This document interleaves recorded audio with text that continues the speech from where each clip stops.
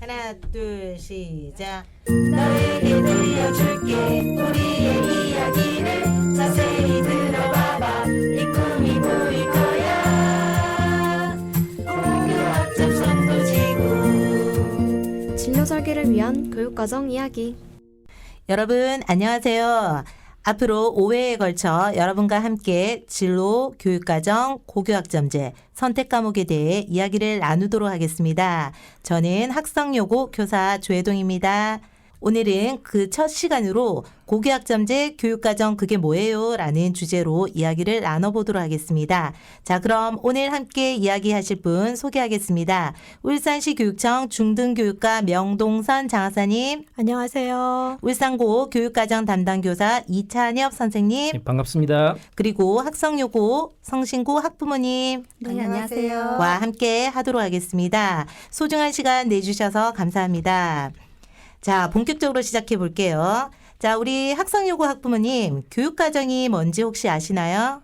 네, 뭐 대충은 알고 있습니다. 대학 커리큘럼처럼 학교에서 3년간 배우는 과정을 교육과정이라고 하는 것 아닌가요? 네, 너무 잘 알고 계시는데요.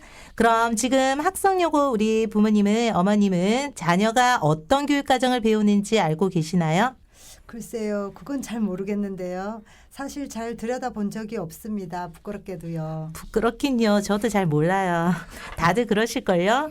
혹시 성신고 우리 어머님은 교육과정에 대해 얼마나 아시나요?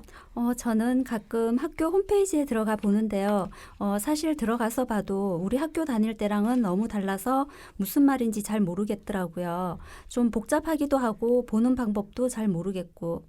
맞습니다. 그럼 우선 이찬엽 선생님께서 우리 울산에서 아주 유명한 교육과정 전문가예요. 그래서 고등학교 교육과정에 대해서 아주 쉽게 그리고 간결하게 그러면서도 명확하게 혹시 가능할까요? 예, 노력해 보겠습니다. 오, 파이팅. 자, 그러면 지금부터 말씀해 주세요. 예, 그 교육과정이란 학생들이 3년간 배우게 될 교과목을 비롯한 동아리 활동, 봉사 활동과 같은 창의적 체험 활동을 모두 포함한 말입니다.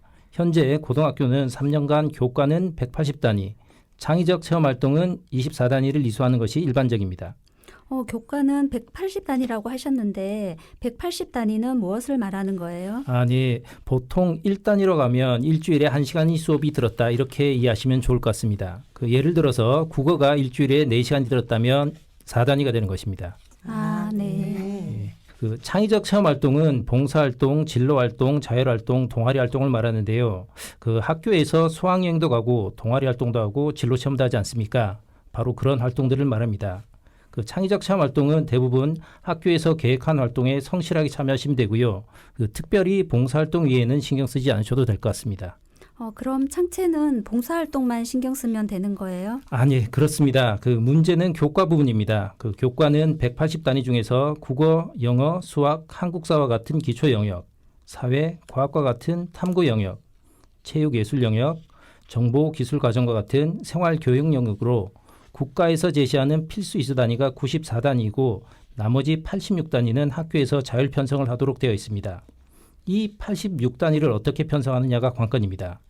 자, 여기서 유의할 점은 국어, 영어, 수학, 한국사와 같은 기초영역 교과는 이수 단위의 50%를 초과하면 안 됩니다. 자, 예를 들어서 180단위 중 국어, 영어, 수학만 100단위 이수. 이런 것들은 안 된다는 말입니다. 그 기초영역 이의 교과목은 원하는 만큼 이수가 가능하고요. 그 국어, 영어, 수학, 기초영역 교과를 더 추가로 듣고 싶다면 다른 영역의 교과를 더 수강해서 비율이 50%가 초과하지 않도록 반드시 맞춰줘야 됩니다.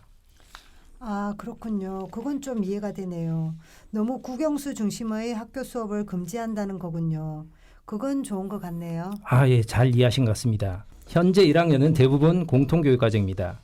그 1학년의 경우 거의 선택 과목 없이 전국의 학생들이 대부분 같은 과목을 배우고 있습니다.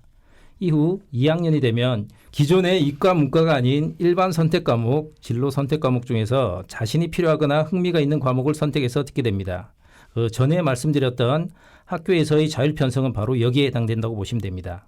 자, 일반 선택 과목은 각 교과의 기본적 이해를 바탕으로 하는 과목입니다. 성취 수준과 등급이 모두 생활기록부에 기록이 되는 과목입니다.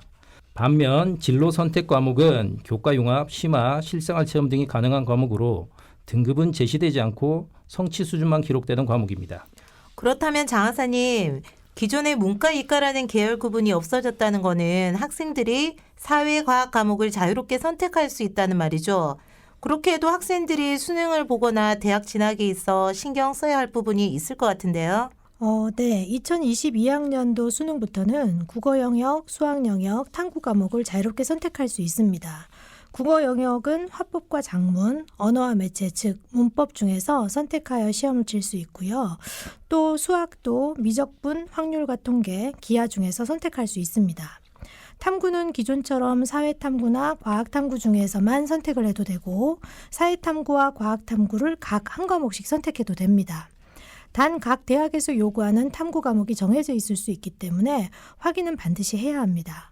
예를 들어 부산대학교 화학공학과를 지망하려면 수능 과목에서 반드시 탐구는 과학탐구 2과목을 응시를 해야 하거든요. 그에 맞게 준비를 하셔야 합니다. 예, 덧붙이면 각 대학에서 일반 선택 과목과 진로 선택 과목 수를 지정해서 가산점을 부여하기도 합니다. 그것 또한 확인해 주시기 바랍니다.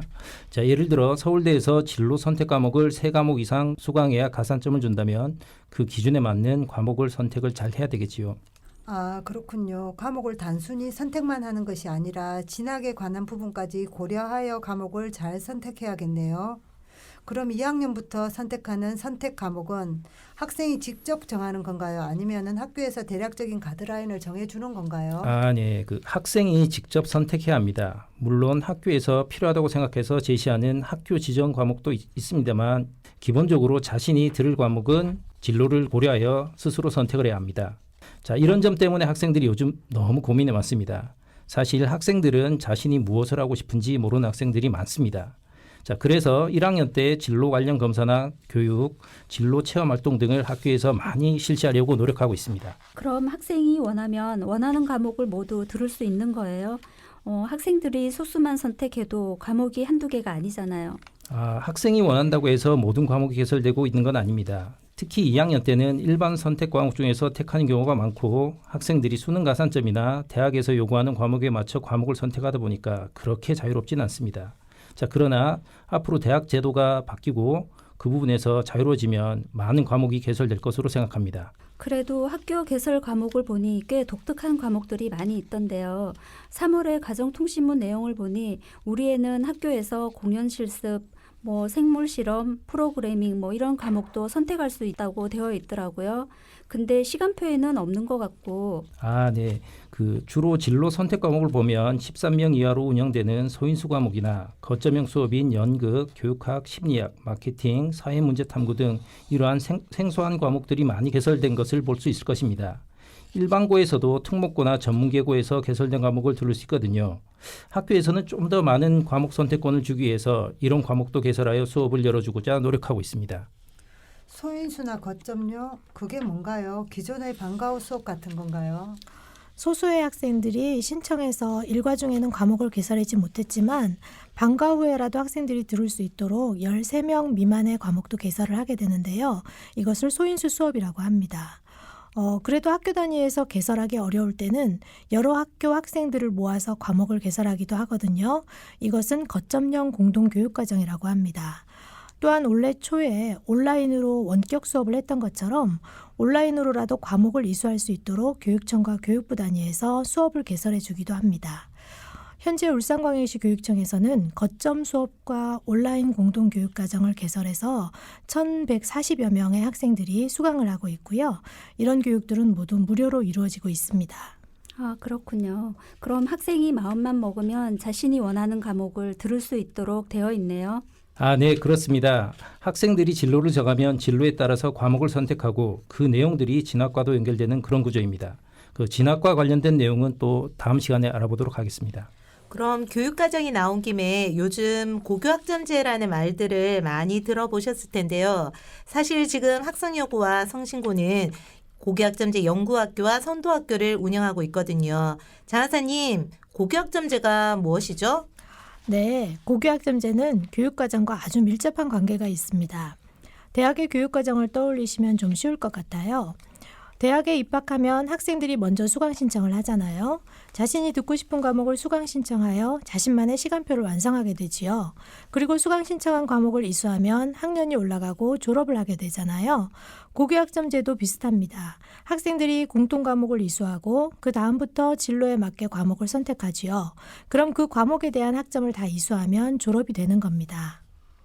대학처럼 강의실을 옮겨 다니면서 강의를 듣는 건가요? 그럼 학반, 담임 뭐 이런 건 어떻게 되는 건가요? 네, 고교학점제가 되면 사실 학급보다 교과목이 더 중요해질 수도 있어요. 그만큼 학생 개개인에 맞는 교육과정이 정해지는 것이고 평가도 그에 따라 달라지게 됩니다. 현재 고등학교에서도 이미 2학년이 되면 자기 교실에서 수업하는 것보다 이동 수업이 더 많이 이루어지고 있습니다. 고교학점제로 가는 중이지요. 근데 학생들이 대학처럼 막 이동하고 그러면 교실도 많이 필요하지 않을까요? 그 많은 과목을 모두 이수할 수 있는 여건이 지금 구축되어 있나요?